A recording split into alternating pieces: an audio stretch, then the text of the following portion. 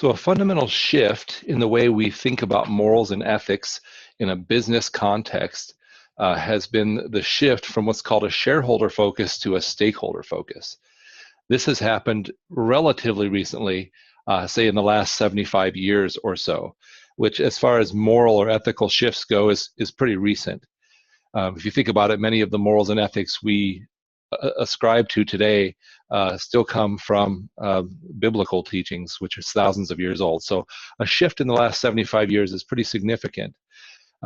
So it's important that you recognize and then kind of ponder on or consider what this shift would mean.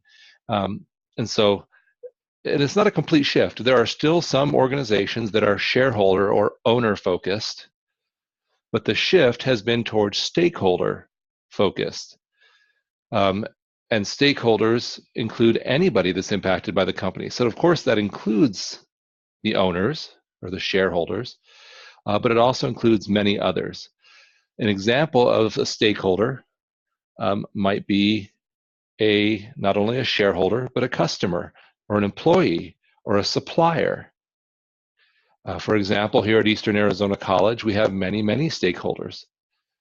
They include our students, our faculty and other employees, our community members, the taxpayers who help fund us, the state legislature who helps fund us and whose laws dictate the way we have to run, our suppliers, and many, many others.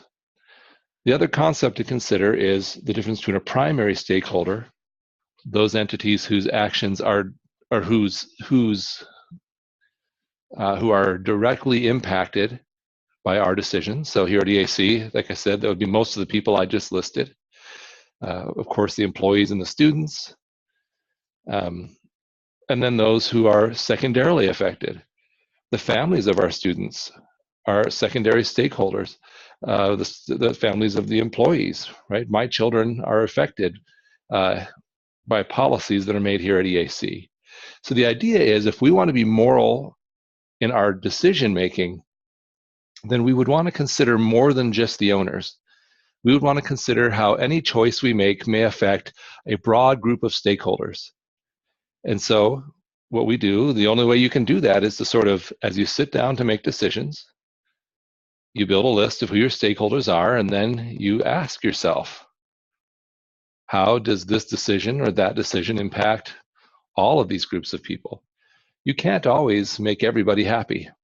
Some decisions will hurt some, and not hurt others. And so what you have to do is, to the best of your ability and within the bounds of your own moral philosophy, minimize the negative impact on as many stakeholders as possible and maximize the positive impact. That sounds very utilitarian, doesn't it? While at the same time ensuring that you do your duty. As I said before, this shift in focus from shareholders to stakeholders is a relatively new thing. And it's also something that you'll see different depending on the place where you work or the company that you own.